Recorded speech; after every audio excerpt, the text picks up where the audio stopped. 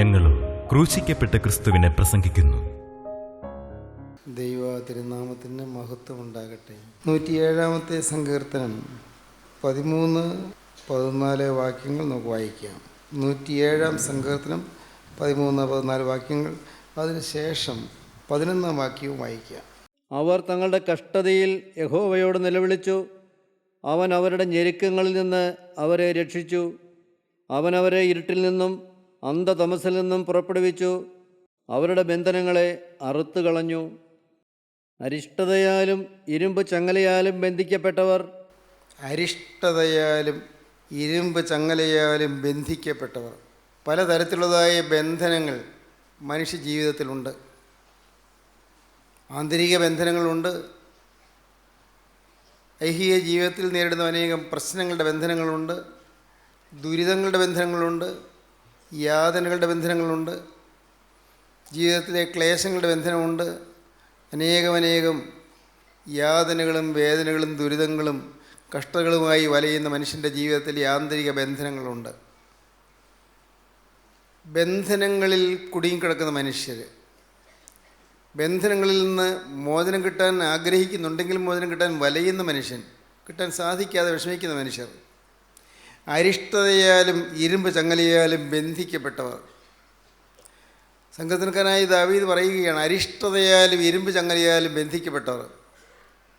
ദാവീദ് പറയുമ്പോൾ ദാവീദിൻ്റെ ജീവിതത്തിലെ ചില ബന്ധനങ്ങൾ ഓർത്തുകൊണ്ടാണ് പറയുന്നത്. പറ്റിയ ഭോഷത്വത്തെക്കുറിച്ച് ഓർത്തുകൊണ്ടാണ് പറയുന്നത്. ഭോഷത്വം സംഭവിച്ചു എന്നാണ് പറയുന്നത്. തുടർന്ന് വായിക്കുമ്പോൾ കാണാം, അവർക്ക് ജീവിതത്തിൽ വന്നതായ ബന്ധനങ്ങൾ എന്ന് പറയുന്നിടത്ത് പറയുന്നുണ്ട്, ഭോഷത്വം ഹേതുവായി എന്ന്. 17-ാം വാക്യം വായിക്കാം. ഭോഷന്മാർ തങ്ങളുടെ ലംഘനങ്ങൾ ഹേതുവായും തങ്ങളുടെ അകൃത്യങ്ങൾ നിമിത്തവും കഷ്ടപ്പെട്ടു. ഭോഷന്മാർ, ഭോഷത്വമാണ്. ഇത് ഭോഷത്വമാണെന്ന് അറിഞ്ഞുകൊണ്ടല്ല. ദാവീദ് തെറ്റുകളിൽ വീണത് മണ്ടത്തരമാണെന്ന് അറിഞ്ഞുകൊണ്ടല്ല. ഒന്നും ചിന്തയുണ്ടായിരുന്നില്ല. ആ സമയത്ത് വികാരം വിവേകത്തെ കീഴ്പ്പെടുത്തി. വികാരത്തിൻ്റെ വിജൃംഭണത്തിൽ വിവേകം താണുപോയി, തളർന്നുപോയി. ദാവീദ് വിവേകമുള്ള ഒരാളായിരുന്നു, നല്ല വിവേകം ഉണ്ടായിരുന്നു. പക്ഷേ ദാവീദിൻ്റെ വിവേകമെല്ലാം നഷ്ടപ്പെട്ടു പോയി. പാപത്തിൻ്റെ പ്രേരണ വന്നപ്പോൾ, പാപത്തിൻ്റെ പ്രലോഭനം വന്നപ്പോൾ വികാരം വിവേകത്തെ കീഴ്പ്പെടുത്തി, ഭോഷത്വമായി പോയി.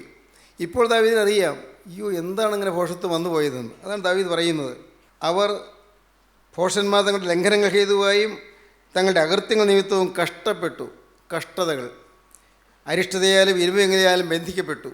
അരിഷ്ടതയാലും ഇരുമ്പ് ചങ്ങലയാലും ബന്ധിക്കപ്പെട്ടു. അനേകം ആളുകളുണ്ട് ഇതുപോലെ ബന്ധനത്തിൽപ്പെട്ട് ഉഴലുന്നവർ. ആ ബന്ധനങ്ങളിൽ വളരെ ഹൃദയത്തെ നടുക്കുന്നതും ഭീതിപ്പെടുത്തുന്നതുമായ ഒന്നാണ് ഭയത്തിൻ്റെ ബന്ധനം. ഭയം. നാം അതിനെക്കുറിച്ച് കഴിഞ്ഞ ചില അവസരങ്ങളിൽ ചിന്തിക്കുകയുണ്ടായി. ഭയത്തിൻ്റെ ബന്ധനം. എന്തിനാണ് ഭയപ്പെടുന്നതെന്ന് അറിയാൻ പാടില്ല. ഏതോ ഒരു ആധി, ഏതോ ഒരു ഭീതി, ആങ്സൈറ്റി എന്നൊക്കെ പറയില്ലേ, ആങ്സൈറ്റി. അകത്തൊരു വലിയ ആശങ്ക, ഉത്കണ്ഠാകുലമായ ജീവിതം. ഹൃദയം വെപ്രാളപ്പെടുകയാണ്. ഒരിടത്തും എത്താൻ പറ്റുന്നില്ല. കരകാണക്കടലിൽ, നടുക്കടലിൽ താണുപോകുന്ന പ്രതീതി. ചുഴിയിലേക്ക്, കയത്തിലേക്ക് താണു പോകുന്നത് പോലെ. ഇനി എനിക്കൊരു കരയേറ്റം ഇല്ലായിരിക്കുമോ എന്നുള്ള ഭയം. എൻ്റെ ജീവിതം തകർന്നു പോയില്ലേ എന്ന ഭയം. ഇനി എൻ്റെ ജീവിതത്തിൽ ഒരു മുന്നേറ്റം ഉണ്ടാവില്ലേ എന്ന ഭയം. എൻ്റെ ജീവിതം തകർന്നു കഴിഞ്ഞില്ലേ എന്നുള്ള ഭയം. മനസ്സിൽ അനേകം ഭയങ്ങൾ. ഇന്ന് നിങ്ങൾ പലരുടെയും ഹൃദയത്തിൽ ഭയപ്പാടുകളുണ്ട്. നാളെയെക്കുറിച്ചുള്ളതായ ഉത്കണ്ഠകളും ആശങ്കകളുമുണ്ട്. എന്തു വേണ്ടെന്നറിയാതെ വെപ്രാളപ്പെട്ട് വിഷമിക്കുന്നതായ പരിഭ്രാന്തി കൊണ്ട് നിങ്ങളുടെ ഉള്ളു ഉലയുന്നതായ അനുഭവങ്ങളുണ്ട്. ഭയപ്പാടുകൾ. രോഗമാണോ? അയ്യോ ഇതേതോ ഒരു മഹാരോഗമാണ് തോന്നുന്നല്ലോ, ഭയം വരുന്നു. ഇതിന് ചികിത്സ ഇല്ലായിരിക്കുമോ? ഭയം വരുന്നു.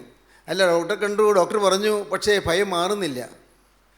പേടിക്കാനൊന്നുമില്ല, രോഗമൊന്നും ഇല്ലെന്ന് ഡോക്ടർ പറഞ്ഞു, പക്ഷേ എങ്കിലും എൻ്റെ രോഗലക്ഷണം മാറുന്നില്ലല്ലോ, എനിക്ക് ഭയം വർദ്ധിക്കുന്നു. ജീവിതത്തിൽ ഭയപ്പാടിൽ ഉലയുന്ന ഒരു സമൂഹം. 1945 തോന്നുന്നു ആദ്യമായി ആറ്റം ബോംബ് പരീക്ഷണം നടന്നത്. ന്യൂ മെക്സിക്കോയിലെ മരുഭൂമിയിലാണ് ആറ്റം ബോംബ് പരീക്ഷണം ആദ്യം നടന്നത്. അങ്ങ് ദൂരെ ദൂരെ വിമാനത്തിൽ ഇരുന്നു കൊണ്ട് ദൂരദർശനിൽ കൂടി ആറ്റം ബോംബുണ്ടാക്കിയ ശാസ്ത്രജ്ഞന്മാർ ആ ആറ്റം ബോംബ് വിസ്ഫോടനത്തെ വീക്ഷിക്കുകയായിരുന്നു.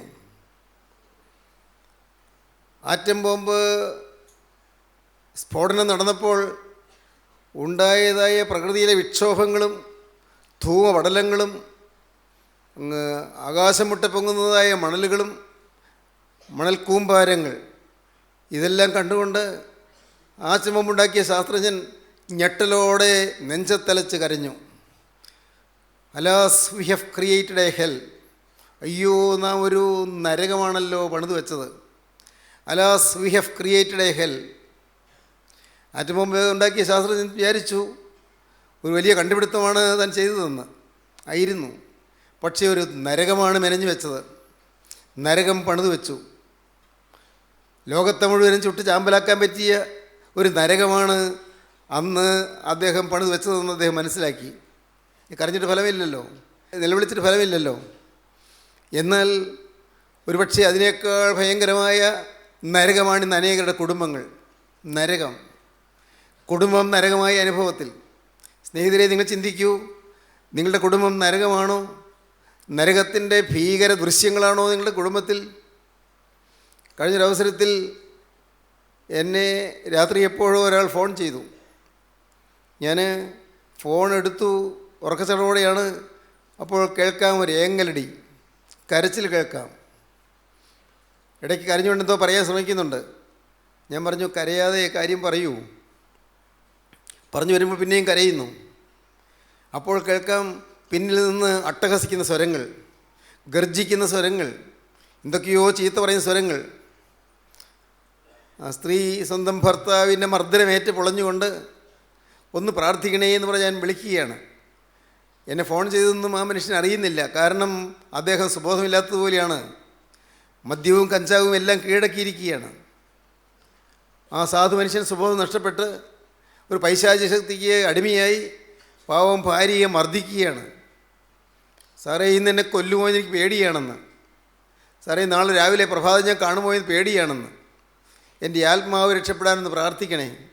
എനിക്ക് ദൈവരാജ്യത്തിൽ പോകണമെന്നുണ്ട്, എനിക്ക് വേണ്ടി പ്രാർത്ഥിക്കണേ. ദൈവത്തിന് സ്തോത്രം. എൻ്റെ സഹോദരങ്ങളെ, എത്രയെത്ര കുടുംബങ്ങളാണ് നരകം. എത്രയെത്ര കുടുംബങ്ങളിലാണ് ഭയാനകമായ കാഴ്ചകൾ, സ്വസ്ഥതയില്ലാത്ത ജീവിതങ്ങൾ. പഠിക്കാനിരിക്കുന്ന കൊച്ചുകുട്ടികൾക്ക് പഠിക്കാൻ സാധിക്കുന്നില്ല. അപ്പനും അമ്മയും തമ്മിലുള്ള വഴക്ക്, അവർ തമ്മിലുള്ളതായ പോര്, അവർ തമ്മിലുള്ളതായ വാഗ്വാദം, തർക്കം, ഇതെല്ലാമായിട്ട് ഒരു സ്വൈര്യം കിട്ടാതെ പഠിക്കാൻ സാധിക്കാത്ത കുട്ടികൾ. ആ കുട്ടികളുടെ സ്വഭാവം നന്നാകണമെന്ന് പറഞ്ഞാൽ എന്ത് പ്രയാസമാണ്, സാധിക്കുമോ? അവർ കണ്ടു വളരുന്നത് ഈ അപ്പൻ്റെ അമ്മയുടെയും വഴക്കല്ലേ. കുടുംബങ്ങൾ നരകമാണ്. ദൈവത്തിന് സ്തോത്രം. കുഞ്ഞുങ്ങൾ ഭയപ്പാടിലാണ്, യുവജനങ്ങൾ ഭീതിയിലാണ്. നാളെ എന്ത് ഒരു പിടുത്തം കിട്ടുന്നില്ല. എവിടെയെങ്കിലും മുറുകെ പിടിക്കാൻ എന്തെങ്കിലും കിട്ടണ്ടേ? ഒന്നും കിട്ടുന്നില്ല. എവിടെയെങ്കിലും പിടിച്ചാൽ കയറി പോകാമായിരുന്നു. ഒരിടത്തും പിടി കിട്ടുന്നില്ല. മനസ്സ് ഉലഞ്ഞുകൊണ്ടിരിക്കുന്നു. എൻ്റെ സ്നേഹിതരെ, നിങ്ങൾ ഞാൻ പറയട്ടെ, എന്നാൽ ഭയപ്പാടിൽ വലയുന്ന മനുഷ്യനോട് സ്വർഗത്തിലെ ദൈവത്തിന് ഒരു അരുളപ്പാടുണ്ട്. അതാണ് നാം വായിക്കുന്നത്. യെശയ്യാ പ്രവാചകന്റെ പുസ്തകം 41-ാം അധ്യായത്തിൻ്റെ 13-14 വാക്യങ്ങൾ. അരിഷ്ടതയാലും ഇരുമ്പ് ചങ്ങലയാലും ബന്ധിക്കപ്പെട്ടവർക്ക് ആശയ്ക്കൊരു വകയുണ്ട്. ഇരുമ്പ് ചങ്ങലയിൽ കുടുങ്ങിയവർക്ക്, ഇരുട്ടിലും അന്ധതമസിലും കഴിയുന്നവർക്ക്, ഇരുളിൻ്റെ ഭീകരമായ അന്ധകാരാവൃതമായ ജീവിതത്തിൻ്റെ യാതനയേറ്റ് പെടയുന്നവർക്ക് ഒരാശ്വാസത്തിൻ്റെ പോംവഴിയുണ്ട്. എന്താണത്? അതാണ് വേദപുസ്തകം പറയുന്നത്, ഈ തിരുവെഴുത്ത് പറയുന്നത്. യെശയ്യാ പ്രവാചകന്റെ പുസ്തകം 41-ാം അധ്യായത്തിൻ്റെ 13-14 വാക്യങ്ങൾ. നിന്റെ ദൈവമായ യഹോവ എന്ന് ഞാൻ നിന്റെ വലങ്കൈ പിടിച്ച് നിന്നോട് ഭയപ്പെടേണ്ട, ഞാൻ നിന്നെ സഹായിക്കുമെന്ന് പറയുന്നു. കഴിഞ്ഞൊരു പ്രാവശ്യം ഞാൻ ഇതിനെക്കുറിച്ച് ചിലത് പറഞ്ഞത് നിങ്ങൾ ഓർമ്മയുണ്ടായിരിക്കും. നിന്റെ വലങ്കൈക്ക് ഞാൻ പിടിച്ചിരിക്കുന്നു. നിന്റെ ദൈവമായ യഹോവ നിന്റെ വലങ്കൈക്ക് പിടിച്ചിരിക്കുന്നു. എന്തൊരാശ്വാസം! അത്യുന്നതൻ, എന്നെ മെനഞ്ഞവൻ, എന്നെ സൃഷ്ടിച്ചവൻ, എന്നെ ഈ ഭൂമിയിലേക്ക് സൃഷ്ടിച്ചാക്കിയവൻ, അവൻ എൻ്റെ വലങ്കൈ കയറി പിടിച്ചിരിക്കുന്നു. എന്ത് പറയുന്നു? ഞാൻ നിൻ്റെ വലങ്കൈ പിടിച്ച് ഭയപ്പെടേണ്ട, ഞാൻ നിന്നെ സഹായിക്കുമെന്ന് പറയുന്നു. എത്ര ആശ്വാസം! ഭയപ്പെടേണ്ട, ഞാൻ നിന്നെ സഹായിക്കും. മോളെ ഭയപ്പെടേണ്ട, മോനെ ഭയപ്പെടേണ്ട, ഞാൻ നിന്നെ സഹായിക്കും. നിൻ്റെ വലങ്കൈക്ക് പിടിച്ചിരിക്കുന്നത് ആരാണ് നിനക്കറിയാമോ? നിന്നെ സൃഷ്ടിച്ചവനാണ്. ഇത്രയും കാലം നിന്നെ പുലർത്തിയവനാണ്. നിന്നെ എവിടെ വരെ എത്തിക്കാമെന്ന് അറിയുന്നവനാണ്. നീ ഏതെല്ലാം അന്ധതമസിലാണോ നീ ആണ്ടുപോയത്, അവിടെ നിന്ന് നിന്നെ ഉദ്ധരിക്കാൻ കഴിവുള്ളവനാണ്. നിൻ്റെ ബന്ധനങ്ങളിൽ അറുത്ത് കളയാൻ ശക്തനാണ്. സർവ്വചരാചരങ്ങളെയും സൃഷ്ടാവാണ്, സർവ്വചരാചരങ്ങളുടെയും സൃഷ്ടാവ്. ഈ അണ്ടഘടകത്തെ മെനഞ്ഞവൻ, നിത്യനായ ദൈവം, ആദിയില്ലാത്ത ആദിയും അന്തമില്ലാത്ത അന്തവുമായ ജീവനുള്ള ക്രിസ്തു, അവൻ വന്ന് ഈ സാധു മനുഷ്യൻ്റെ കയ്യിൽ പിടിക്കുകയാണ്. ദൈവത്തിന് സ്തോത്രം. പ്രിയപ്പെട്ടവരെ, നീ എന്നെ എവിടെ വെച്ചറിയും? നീ എന്നെ എവിടെ വെച്ചറിയും? നഥനയിൽ ചോദിക്കുകയാണ്, നീ എന്നെ എവിടെ വെച്ചറിയും? നീ എന്നെ കാണുന്നതിന് മുൻപ് നീ അത്തിയുടെ കീഴിലിരിക്കുമ്പോൾ ഞാൻ നിന്നെ കണ്ടു. നിന്നെ ഞാൻ എപ്പോഴേ കണ്ടതാണ്. ഇപ്പോഴല്ല ഞാൻ നിന്നെ കണ്ടത്, നീ അത്തിയുടെ കീഴിൽ ഇരിക്കുമ്പോൾ ഞാൻ നിന്നെ കണ്ടു. നഥനയേലിനറിയാം നഥനയേൽ അത്തിയുടെ കീഴിൽ ഇരുന്ന കാര്യം. നഥനയേൽ ധ്യാന നിമഗ്നനായി അത്തിയുടെ കീഴിൽ ഇരുന്ന കാര്യം. നഥനയേലിനറിയാം ആ സംഭവത്തിൽ, ആ സമയത്ത് അവിടെ ആരുമില്ല എന്ന്. യേശു അവിടെയെങ്കിലും ഇല്ല, ഭാഗത്തില്ല, പ്രദേശത്തില്ല. ആ നഥനയേലിനോട് കർത്താവ് പറയുകയാണ്, നീ എന്നെ എവിടെ വെച്ച് അറിയുമെന്ന് ചോദിച്ചപ്പോൾ, നിന്നെ ഞാൻ മുന്നമേ കണ്ടിരിക്കുന്നു, നിന്നെ ഞാൻ മുന്നമേ കണ്ടിരിക്കുന്നു. ദൈവത്തിന് സ്തോത്രം. എന്താണ് ചോദിക്കാൻ കാരണം? യേശു നഥനയേലിനെ കണ്ടപ്പോൾ ദൂരെ നിന്ന് ഫിലിപ്പോസിൻ്റെ കൂടെ മന്ദം വന്ന് നടന്നു വരുന്ന സൗമ്യശീലനായ ആ നഥനയേലിനെ കണ്ടപ്പോൾ യേശു ക്രിസ്തു പറയുകയാണ്, ഇതാ സാക്ഷാൽ ഇസ്രായേലിൽ ഇവരിൽ കപടമില്ല. ദൈവത്തിന് സ്തോത്രം. കപടമില്ലാത്ത ഒരു ഇസ്രായേലിന് വരുന്നു, ഒരു കാവട്യമില്ലാത്ത യൗവനക്കാരും വരുന്നു. യേശു അത് പറയുകയാണ്. നഥനയേൽ അമ്പരക്കുന്നു, എന്നെ എങ്ങനെ അറിയും? എവിടെ വെച്ച് അറിയും? നാം തമ്മിൽ കണ്ടിട്ടില്ലല്ലോ. യേശു പറഞ്ഞു, നീ എന്നെ കാണുന്നതിന് മുൻപ് നീ അത്തിയുടെ കീഴിൽ ഇരിക്കുമ്പോൾ ഞാൻ നിന്നെ കണ്ടു. അന്ന് പ്രഭാതത്തിൽ അത്തിയുടെ കീഴിൽ ഇരുന്നതാണ്. അത്തിയുടെ കീഴിൽ അന്ന് പ്രഭാതത്തിൽ ഇരുന്നത് യേശു കണ്ടു.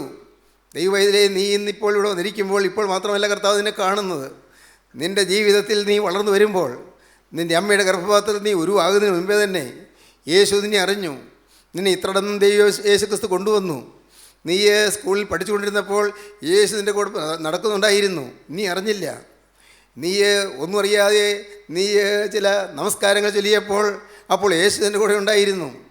ആരോടാണ് നമസ്കരിക്കുന്നതെന്നോ സ്വർഗമുണ്ടെന്നോ നരകമുണ്ടെന്നോ അറിയാതെ നീ ചില ചടങ്ങുകൾ ആചരിച്ചപ്പോൾ യേശു ഉണ്ടായിരുന്നു. ദൈവത്തിന് സ്തോത്രം. യേശു നിന്നെ കണ്ടുകൊണ്ടിരുന്നു. ദൈവവേദനയെ നീ ചില തെറ്റുകളിലേക്ക് വഴുതി പോയപ്പോൾ യേശു കണ്ടുകൊണ്ട് വേദനിച്ചുകൊണ്ട് നിൽക്കുന്നുണ്ടായിരുന്നു. മോനെ, നീ ചില അബദ്ധങ്ങളിൽ കുടുങ്ങിയപ്പോൾ, നീ ചില അപകടങ്ങളിലേക്ക് പോയപ്പോൾ, നിൻ്റെ ജീവിതത്തിൽ ചില അത്യാഹിതങ്ങൾ വന്നപ്പോൾ യേശു കണ്ടുകൊണ്ട് നിൽക്കുന്നുണ്ടായിരുന്നു. തക്ക സമയത്ത് യേശു കയറി പിടിച്ചതുകൊണ്ടാണ് അപകടത്തിൽ നീ കടന്നു പോകാതിരുന്നത്, നീ രക്ഷപ്പെട്ടു പോകുന്നത്. ദൈവത്തിന് സ്തോത്രം. ചിന്തിക്കൂ, നിങ്ങൾക്ക് ചിന്തിക്കാം. യേശു നിങ്ങളെ കണ്ടതാണ്, യേശു നിങ്ങളെ അറിഞ്ഞതാണ്. ദൈവത്തിന് സ്തോത്രം. അതുകൊണ്ട് ഇപ്പോൾ അവൻ നിന്നെ തക്ക സമയത്ത് കയറി പിടിക്കുകയാണ്. വലം കൈക്ക് പിടിച്ചു, വലം കൈക്ക് പിടിക്കുകയാണ്. യേശു ക്രിസ്തുവിൻ്റെ സമയമുണ്ട്, ഒരു സമയം. ദൈവത്തിന് സ്തോത്രം. ഏതെല്ലാം വൈതരണികളിലൂടെ നാം കടന്നു പോന്നു, ഏതെല്ലാം പ്രശ്നങ്ങളിലൂടെ നാം ഈ കാലം വരെയും ജീവിച്ചു പോന്നു, എന്തെല്ലാം പ്രശ്നങ്ങളെയാണ് നാം അതിജീവിച്ചത്, എന്തെന്ത് പ്രതിസന്ധികളെയാണ് നാം, ഏതെല്ലാം ദുർഘടങ്ങളെയാണ് നാം ചാടിക്കടന്നത്. പ്രിയപ്പെട്ടവരെ, ഓർത്തു നോക്കൂ, അവിടെ എല്ലാം ഇതാ പിന്നിൽ നിൽക്കുന്ന യേശു ഉണ്ടായിരുന്നു. നിത്യനായ ദൈവം കണ്ടുകൊണ്ടിരുന്നു. നിങ്ങൾക്കിത് മനസ്സിലാകുന്നില്ല. ഞാൻ ഒരു ദിവസത്തിൽ പറഞ്ഞിട്ടുണ്ട്, ഓർക്കുന്നുണ്ടോ? അവിടെ നിങ്ങൾ റോഡിൽ നിൽക്കുമ്പോൾ സൂര്യൻ നിങ്ങളെ കാണുന്നുണ്ട്, അഥവാ സൂര്യൻ്റെ രശ്മി നിങ്ങളുടെ മേൽ പതിയുന്നുണ്ട്. നിങ്ങൾ ഡൽഹിയിൽ പോയി നിന്നാൽ അവിടെ സൂര്യൻ രശ്മി പതിയുന്നുണ്ട്, ഇതേ സൂര്യൻ രശ്മി. നിങ്ങൾ തിരുവനന്തപുരത്ത് പോയി നിന്നാൽ അവിടെയും ഈ സൂര്യൻ രശ്മി നിങ്ങളുടെ മേൽ പതിയുന്നുണ്ട്. നിത്യനായ ദൈവത്തിൻ്റെ കണ്ണ് നിങ്ങളെ കാണുന്നുണ്ട്. അവന് നിങ്ങളെക്കുറിച്ച് വളരെ വ്യക്തമായ ഒരു പദ്ധതിയുണ്ട്, മറക്കരുത്. മോളി, നിനക്കറിയാമോ, നിന്നെക്കുറിച്ച് യേശുവിന് ഒരു വ്യക്തമായ പദ്ധതിയുണ്ട്. നീ ഇന്ന് നരകമാണ് അനുഭവിക്കുന്നത്. നീ ഇന്ന് യാതനയേറ്റ് പെടയുകയാണ്. യൗവനക്കാരാ, നീ ഇന്ന് കര കാണാക്കടലിൽ അലയുകയാണ്. നീ നീന്തി തുടിച്ച് വലയുകയാണ്, വിഷമിക്കുകയാണ്. എന്നാൽ നിന്നെ യേശു കണ്ടുകൊണ്ടിരിക്കുന്നുണ്ട്. അവനൊരു തക്ക സമയമുണ്ട്, അവനൊരു നിശ്ചിത സമയമുണ്ട്, അപ്പോയിൻറ്റഡ് ടൈം, ഒരു അപ്പോയിൻ്റ് ചെയ്തൊരു സമയമുണ്ട്, വ്യക്തമായൊരു സമയമുണ്ട്. ദൈവത്തിൻ്റെ ഒരു സ്കീമുണ്ട്, ദൈവത്തിൻ്റെ പദ്ധതിയുണ്ട്. ആ പദ്ധതി അനുസരിച്ച് അവൻ നിന്നെ പിടിക്കാൻ സമയം കണ്ടിട്ടുണ്ട്. അത് ഇന്നയാൾ പ്രസംഗിക്കുമ്പോഴൊന്നുമില്ല, ഇന്ന യോഗത്തിന് ചെല്ലുമ്പോഴൊന്നുമില്ല. ദൈവം നിന്നെ കണ്ടിരിക്കുന്ന സമയത്ത് അപ്പോൾ എന്താണ് സംഭവിക്കുന്നത് നിനക്ക് അറിഞ്ഞുകൂടാ. നീ വിചാരിക്കും ഇത് ദൈവം നിശ്ചയിച്ച് കൊണ്ടുവന്നിരിക്കുന്നതല്ല. നിനക്ക് വേണ്ടി ഒരുക്കിയിരിക്കുന്നൊരു ദിവസമുണ്ട്, നിനക്ക് വേണ്ടി ദൈവം നിയമിച്ചിരിക്കുന്നൊരു സമയമുണ്ട്. അത് ഇന്നായിരിക്കുമോ? എങ്കിൽ നിങ്ങളിപ്പോൾ പറയണം, കർത്താവേ, എനിക്ക് വേണ്ടി നീ ഒരുക്കിയിരിക്കുന്ന ദിവസം ഇന്നാണെങ്കിൽ ഇന്ന് എന്നെ കയറി പിടിക്കാൻ നീ തീരുമാനിച്ചിരിക്കുന്നല്ലോ. എന്നെ കയറി പിടിക്കണമേ, എന്നെ നീ ഒന്ന് തൊടണമേ. കർത്താവേ, എൻ്റെ ബന്ധനം നീ അറിയുന്നല്ലോ, എൻ്റെ ആകുലങ്ങൾ നീ കാണുന്നല്ലോ, എൻ്റെ കഷ്ടപ്പാടുകൾ നീ കാണുന്നല്ലോ, എൻ്റെ മനസ്സ് ഏങ്ങലടിക്കുന്ന നീ അറിയുന്നില്ലേ? ദൈവമേ, എൻ്റെ ഉള്ളം കരയുന്ന നീ കാണുന്നില്ലേ? എൻ്റെ പ്രശ്നങ്ങളെല്ലാം നീ അറിയുന്നില്ലേ? എൻ്റെ കർത്താവ്, ഇരുമ്പ് ചങ്ങലയിൽ ഞാൻ കുടുങ്ങിക്കിടന്ന് പിടയുന്നത് നീ കാണുന്നില്ലേ? ഇരുമ്പ് ചങ്ങലയിൽ കരയുന്നു, ഇരുമ്പ് ചങ്ങലയിൽ കുടുങ്ങിക്കിടക്കുന്നു, ഭയത്തിൻ്റെ ഇരുമ്പ് ചങ്ങല. ഞാൻ നിൻ്റെ വലം കൈ പിടിച്ചത് നിന്നോട് എന്തു പറയുന്നു? വായിക്കാം. പുഴുവായി യാക്കോബേ, ഇസ്രായേൽ പരീക്ഷയെ ഭയപ്പെടേണ്ട, ഞാൻ നിന്നെ സഹായിക്കുമെന്ന് യഹോവ അരുളി ചെയ്യുന്നു. നിന്റെ വീണ്ടെടുപ്പുകാരൻ ഇസ്രായേലിൻ്റെ പരിശുദ്ധൻ തന്നെ. ദൈവമായ യഹോവ എന്ന ഞാൻ നിൻ്റെ വലം കൈ പിടിച്ച് നിന്നോട് ഭയപ്പെടേണ്ട, ഞാൻ നിന്നെ സഹായിക്കുമെന്ന് പറയുന്നു. പുഴുവായ യാക്കോബേ, ഇസ്രായേൽ പരീക്ഷയെ ഭയപ്പെടേണ്ട, ഞാൻ നിന്നെ സഹായിക്കും എന്ന് യഹോവ അരുളി ചെയ്യുന്നു. നിൻ്റെ വീണ്ടെടുപ്പുകാരൻ ഇസ്രായേലിൻ്റെ പരിശുദ്ധൻ തന്നെ. ഭയപ്പെടേണ്ട എന്ന് പറയുന്നത് ദൈവത്തിൻ്റെ കമാൻഡാണ്. കഴിഞ്ഞ പ്രാവശ്യം അത് ചിന്തിച്ചതാണ്. ദൈവത്തിൻ്റെ കമാൻഡ്, ദൈവത്തിൻ്റെ കൽപ്പനയാണ്. നിങ്ങളോടുള്ള ദൈവത്തിൻ്റെ നിർദ്ദേശമല്ല, നിങ്ങളോടുള്ള ഉപദേശമല്ല, ദൈവത്തിൻ്റെ കൽപ്പനയാണ്. ഭയപ്പെടേണ്ട. ദൈവം നിങ്ങളോട് കൽപ്പിക്കുകയാണ്, ഭയപ്പെടേണ്ട, നീ പേടിക്കേണ്ട എന്നാണ് പറയുന്നത്. ധൈര്യത്തോടെയാണ് പറയുന്നത്, നല്ല ശക്തിയോടെയാണ് പറയുന്നത്. പറയുന്നവൻ നിൻ്റെ ഭയപ്പാട് മാറ്റാൻ കഴിവുള്ളവനാണ്. നിങ്ങൾ വിശ്വസിച്ചുകൊണ്ട് ഈ വാക്കുകളെ കേട്ടുകൊണ്ടിരുന്നാൽ ഇപ്പോൾ നിങ്ങളുടെ ഉള്ളിൽ നിന്ന് ഭയപ്പാടുകൾ മാറും, പേടികൾ മാറും. ദൈവത്തിന് സ്തോത്രം. ചിലർക്ക് ഇരുട്ടാകുന്നത് പേടിയാണ്, ഇരുൾ കാണുമ്പോൾ പേടിയാണ്, മഴക്കാർ മൂടുമ്പോൾ പേടിയാണ്, സമുദ്രത്തിലെ വെള്ളം തിരമാലകളിൽ പൊങ്ങുമ്പോൾ പേടിയാണ്, കരയിലാണ് നിൽക്കുന്നത്. പ്രിയപ്പെട്ടവരെ, നിങ്ങൾക്ക് ചിലപ്പോൾ ഇടിവെട്ടുന്നത് കാണുമ്പോൾ പേടിയാണ്, മിന്നലുകൾ കാണുമ്പോൾ പേടിയാണ്, ചിലർക്ക് തനിയെ നടക്കാൻ പേടിയാണ്, പകലാണെങ്കിലും ഒറ്റയ്ക്ക് നടക്കാൻ പേടിയാണ്, രാത്രിയോ പറയാനില്ലല്ലോ, പലതരത്തിലുള്ളതായ പേടികൾ. ദൈവത്തിന് സ്തോത്രം. പക്ഷേ ഓർക്കണം, വലം കൈക്ക് ഒരാൾ പിടിച്ചിരിക്കുന്നു, എന്നെ ഒരാൾ പിടിച്ചിട്ടുണ്ട്. കേൾക്കൂ, നിങ്ങൾ വിശ്വസിക്കൂ. ഒരു മന്ത്രവാദ ശക്തി നിങ്ങളെ തൊടുകയില്ല. നിങ്ങൾ വിശ്വസിക്കൂ. ഒരു ദുഷ്ടശക്തിക്ക് നിങ്ങളെ തൊടാൻ സാധിക്കുകയില്ല. ദൈവത്തിന് സ്തോത്രം. ഒരു ആഭിചാരത്തിന് നിങ്ങളെ തൊടാൻ സാധിക്കുകയില്ല. ഒരു ക്ഷുദ്രപ്രയോഗത്തിന് നിങ്ങളെ തൊടാൻ സാധിക്കുകയില്ല. കഴിഞ്ഞ പ്രാവശ്യം പറഞ്ഞല്ലോ, ഒരു ദശാന്തി ദോഷത്തിന് നിങ്ങളെ തൊടാൻ സാധിക്കുകയില്ല. നിങ്ങളുടെ ദശാന്തി എന്താ? നിങ്ങൾക്ക് ശനിദശയാകട്ടെ, കേതുർദശയാകട്ടെ, രാഹുർദശയാകട്ടെ, ആദിത്യദശയാകട്ടെ, ഏത് ദശാന്തിയുമാണെങ്കിലും ഒന്നും നിങ്ങളെ തൊടുകയില്ല. ശനിയുടെ അപകാരകാലമെന്നോ കേതുവിൻ്റെ അപകാരകാലമെന്നൊക്കെ പറഞ്ഞ് ജ്യോത്സ്യന്മാർ പറയുന്ന വാക്കുകളുണ്ടല്ലോ, ഒന്നും നിങ്ങൾ പേടിക്കേണ്ട. കൈവശം പേടിക്കേണ്ട, ഒരു ശക്തിയെയും പേടിക്കേണ്ട. എന്തുകൊണ്ട്? വലം കൈക്ക് ഒരാൾ പിടിച്ചിരിക്കുന്നു, നിൻ്റെ വലം കൈക്ക് ഒരാൾ പിടിച്ചിരിക്കുന്നു. ഇത് നിങ്ങൾ വിശ്വസിക്കുക. ദൈവത്തിന് സ്തോത്രം. ഞാൻ നിന്നെ സഹായിക്കുന്നതാണ് പറയുന്നത്. ഗോഡ്സ് കമാൻഡ്, ദൈവത്തിൻ്റെ കൽപ്പനയാണ്. 2, നിന്നെക്കുറിച്ചുള്ള ദൈവത്തിൻ്റെ കമൻറ്റ്, നിന്നെക്കുറിച്ചുള്ള ദൈവത്തിൻ്റെ അഭിപ്രായം എന്താണ്? പുഴുവാണ് നീ പേടിത്തൊണ്ടനാണ്, എനിക്കറിയാം. പുഴുവായ യാക്കോബേ, ഇസ്രായേൽ പരീക്ഷയെ, നീ ഇസ്രായേൽ പരീക്ഷ, ഇസ്രായേൽ ജനം, ഇസ്രായേൽ സമൂഹം, നിങ്ങൾ കേവലം പുഴുവാണ്, നിങ്ങൾക്ക് സ്വന്തം ശക്തിയില്ല. ദൈവം പറയുകയാണ്, പുഴുവായ യാക്കോബേ, ദൈവത്തിൻ്റെ കമൻ്റാണ്. കമാൻഡ്, കൽപ്പന. കമൻറ്റ്, ദൈവത്തിൻ്റെ അഭിപ്രായം, നിനക്കുള്ളതായ ദൈവത്തിൻ്റെ അഭിപ്രായം. കമൻറ്റ്, നീ പുഴുവാണ്. പുഴുവായ യാക്കോബേ, ഭയപ്പെടേണ്ട. ദൈവത്തിന് സ്തോത്രം. തന്നെയല്ല, ഞാൻ നിന്നെ സഹായിക്കും. ദൈവത്തിൻ്റെ കമ്മിറ്റ്മെൻറ്റ്, ദൈവത്തിൻ്റെ കമ്മിറ്റ്മെൻറ്റ്. എന്താണ് കമ്മിറ്റ്മെൻറ്റ്? ദൈവം തരുന്ന കമ്മിറ്റ്മെൻറ്റ് എന്താണ്? നിന്നെ സഹായിക്കുമെന്നാണ്. നിന്നെ സഹായിക്കാമെന്നുള്ള വാഗ്ദത്വമാണ്. ദൈവം നിന്നോട് കമ്മിറ്റ് ചെയ്യുകയാണ്, നിന്നോട് ദൈവം വാക്ക് പറയുകയാണ്. God's commitment. 1, ഗോഡ്സ് കമാൻഡ്, ദൈവത്തിൻ്റെ കൽപ്പന, ഭയപ്പെടേണ്ട. 2, ഗോഡ്സ് കമൻറ്റ്, പുഴുവായ യാക്കോബ്, ദൈവത്തിൻ്റെ അഭിപ്രായം. 3, ഗോഡ്സ് കമ്മിറ്റ്മെൻറ്റ്, ദൈവത്തിൻ്റെ നിന്നോടുള്ളതായ വാഗ്ദത്വം. ദൈവം നിനക്ക് വാക്ക് തരികയാണ്. ദൈവത്തിൻ്റെ കമ്മിറ്റ്മെൻറ്റ്, ഞാൻ നിന്നെ സഹായിക്കും. ഇരുമ്പ് ചങ്ങലയിൽ നീ കുടുങ്ങി കിടക്കണ്ട. ഭയത്തിൻ്റെ ഇരുമ്പ് ചങ്ങല, ഭയപ്പെടേണ്ട എന്നാണ് പറയുന്നത്. ഭയത്തിൻ്റെ ഇരുമ്പ് ചങ്ങല. ഇന്ന് ഇപ്പോൾ നിങ്ങൾ ഓരോരുത്തർ ഇരിക്കുന്നിടത്ത് ഇരുന്നു കൊണ്ട് നിങ്ങളുടെ കണ്ണ് തുറന്ന് നിങ്ങളുടെ മുഖം ഉയർത്തി നിങ്ങൾ ഈ വാക്കുകളെ കേട്ടുകൊണ്ടിരിക്കുക.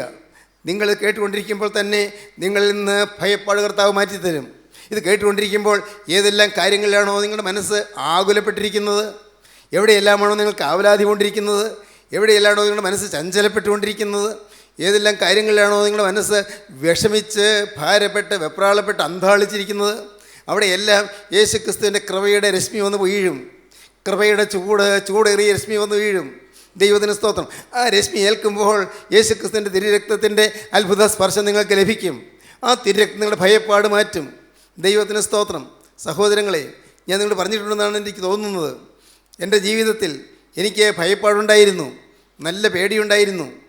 അന്ന് ഈ പ്രദേശമെല്ലാം കാട് പിടിച്ച് കിടന്ന സ്ഥലങ്ങളാണ്. ഈ മലകളെല്ലാം ഇന്ന് റബ്ബറാണെങ്കിലും അന്ന് ഇവിടെയെല്ലാം കാടായിരുന്നു.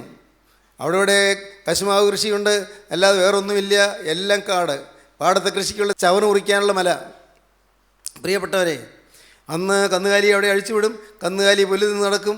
ചുറ്റും മതിലോ വേലിയോ ഉണ്ട്, അതുകൊണ്ട് കന്നുകാലി പുറത്തു പോവില്ല. അങ്ങനെ കന്നുകാലിക്ക് മേയാനും അതുപോലെ തന്നെ ചവറ് മുറിക്കാനുള്ള മലകൾ. കുറുക്കം കൂന്ന് രാത്രി കേൾക്കാം, മൂങ്ങ മുളുന്നത് കേൾക്കാം, നത്തിൻ്റെ ശബ്ദം കേൾക്കാം, പലതരം പേടിപ്പെടുന്ന ശബ്ദങ്ങൾ കേൾക്കാം. ഞാൻ പറയട്ടെ, ഞാനും എൻ്റെ അമ്മയും എൻ്റെ പെങ്ങളും മാത്രം. എനിക്ക് 1 വയസ്സ് പ്രായത്തിലാണ് അപ്പൻ മരിച്ചത്. പെങ്ങൾക്കന്ന് 5 വയസ്സേ പ്രായമുള്ളൂ. അമ്മ അന്ന് 30 വയസ്സ് പ്രായം. ഈ വീട്ടിൽ ഞങ്ങൾ കഴിഞ്ഞു കൂടുമ്പോൾ ഞങ്ങൾ വെപ്രാളപ്പെട്ടിരുന്നു. എൻ്റെ ഓർമ്മയിൽ അമ്മ വിഷമിക്കുന്നത് ഞാൻ കണ്ടിട്ടുണ്ട്. എന്നും പേടിയാണ്, എന്നും പേടി. ദൈവത്തിന് സ്തോത്രം. എന്നും ഭയപ്പാട്. ഞാൻ നിങ്ങളോട് പറയട്ടെ, ദൈവത്തിന് സ്തോത്രം. എനിക്ക് ഭയങ്കര പേടിയായിരുന്നു. എനിക്ക് ഒരു മുറിയിൽ നിന്ന് അടുത്ത മുറിയിലേക്ക് പോകാൻ പേടിയായിരുന്നു. കാരണം പേടിയുടെ ഒരു അന്തരീക്ഷമാണ് ഉണ്ടായിരുന്നത്. സന്ധ്യയാകുമ്പോഴേക്കും വാതിലും ജനലും എല്ലാം അടച്ച് കുറ്റിയിടും. അകത്തിങ്ങനെ പേടിച്ച് ഉറച്ചിരിക്കും. പട്ടിയോ പൂച്ചയോ മറ്റേതെങ്കിലും ജീവികളോ ഓടി നടക്കുന്ന ശബ്ദം കേട്ടാൽ പേടിയാകുന്നു. അങ്ങനെ കഴിഞ്ഞിരുന്നൊരു കാലം. എന്നാൽ 17-ാമത്തെ വയസ്സിൽ ഞാൻ മാനസാന്തരപ്പെട്ടപ്പോൾ യേശു ക്രിസ്തു എൻ്റെ ഹൃദയത്തിലേക്ക് കടന്നു വന്നപ്പോൾ പേടിയെല്ലാം മാറിപ്പോയി. പേടി മാറി. ഒന്നിനെയും പേടിയില്ലാതായി. എന്തൊരു അത്ഭുതം, എന്തൊരു അതിശയം. ഏത് അർദ്ധരാത്രിയിലും നടന്നു പോകാനൊന്നും പേടിയില്ല. ലൈറ്റ് പോലും ഇല്ലാതെ നടന്നിട്ടുണ്ട്. കോലഞ്ചേരിയിൽ നിന്ന് ഇവിടം വരെയും ഏതാണ്ട് 5-5.5 കിലോമീറ്റർ ദൂരം ഞാൻ രാത്രി 12 മണിക്ക് ശേഷം ലൈറ്റ് ഒന്നും കയ്യിലില്ലാതെ ഞാൻ നടന്നിട്ടുണ്ട്. ഒരു പേടിയും ഇല്ലായിരുന്നു. കാരണം യേശു ക്രിസ്തു കൂടെയുണ്ട് എന്നുള്ള ഒരു എളിയ ബോധമുണ്ടായിരുന്നു. അന്ന് വലിയ പഠിപ്പൊന്നുമില്ല, വലിയ ജ്ഞാനമൊന്നുമില്ല. എന്നാൽ യേശു ക്രിസ്തു കൂടെയുണ്ട് എന്നുള്ളൊരു ബോധമുണ്ടായിരുന്നു. ഇന്നും എന്നെ നിലനിർത്തുന്നത് യേശു കൂടെയുണ്ട് എന്നുള്ള വിചാരമാണ്. യേശു കൂടെയുണ്ട് എന്നുള്ള ആ ഒരു ബോധ്യമാണ് എനിക്കിന്ന് സമാധാനം തരുന്നത്. സ്നേഹിതരെ, നിങ്ങളോട് പറയട്ടെ, ഇന്ന് ഇത് കേട്ടുകൊണ്ടിരിക്കുമ്പോൾ നിങ്ങൾ കർത്താവോട് പറയണം, കർത്താവേ നീ എൻ്റെ കൂടെ വരണം, പോകല്ലേ കടം തന്നെ എന്നുള്ള പാട്ട്. എനിക്ക് ആ പാട്ട് കേൾക്കുമ്പോൾ വലിയ ആനന്ദമാണ്. പോകല്ലേ കടം തന്നെ, നീ എന്നെ കടന്ന് പോകല്ലേ. ദൈവത്തോട് പറയുകയാണ്, പോകല്ലേ കടം തന്നെ, എന്നെ കടന്ന് നീ പോകല്ലേ. ദൈവത്തിന് സ്തോത്രം. കർത്താവ് കൂടെയുണ്ടെങ്കിൽ എന്തൊരു സമാധാനമാണ്. രോഗം വന്നാൽ എന്താണ്? യേശു കൂടെയുണ്ട്. രോഗക്കിടക്കയിൽ യേശു കൂടെയുണ്ട്. എന്തൊരു സമാധാനം. പ്രശ്നങ്ങൾ വന്നാൽ എന്താണ്? യേശു കൂടെയുണ്ട്. പലരും തെറ്റിദ്ധരിച്ചാൽ എന്താണ്? യേശു കൂടെയുണ്ട്. പലരും എതിർത്താൽ എന്താണ്? യേശു കൂടെയുണ്ട്. ദൈവത്തിന് സ്തോത്രം. പലരും പരിഹസിച്ചാൽ എന്താണ്? യേശു കൂടെയുണ്ട്. എൻ്റെ യേശു പോയ പാതയിൽ കൂടി നീങ്ങണമെന്നേ ഉള്ളൂ. ദൈവത്തിൻ്റെ വലിയ നാമം മഹത്വപ്പെട്ടു. നിങ്ങൾക്കൊരു തീരുമാനം എടുക്കാമോ? കർത്താവേ, എൻ്റെ മേലുള്ള ഭയത്തിൻ്റെ ആത്മാവിനെ നീ ഇപ്പോൾ ശാസിച്ച് മാറ്റണമേ. ഭയത്തിൻ്റെ ഒരു ദുരാത്മാവാണ് എൻ്റെ മേലിരിക്കുന്നത്. ഭയത്തിൻ്റെ ഒരു ദുരാത്മാവ് എൻ്റെ ശരീരത്തിൽ മാത്രമല്ല, എൻ്റെ ഓരോ അവയവങ്ങളിലും മാത്രമല്ല, എൻ്റെ അകത്തും ബന്ധനങ്ങളുണ്ട്. ശരീരത്തിൽ രോഗത്തിൻ്റെ ബന്ധനം, അതൊരു ഭയത്തിൻ്റെ ബന്ധനമാണ്. ശരീരത്തിൽ പലതരത്തിലുള്ള പീഡകളുടെ ബന്ധനം, അത് എനിക്ക് തന്നെ അറിയാൻ വയ്യാത്ത പീഡകൾ എൻ്റെ ജീവിതത്തിലുണ്ട്.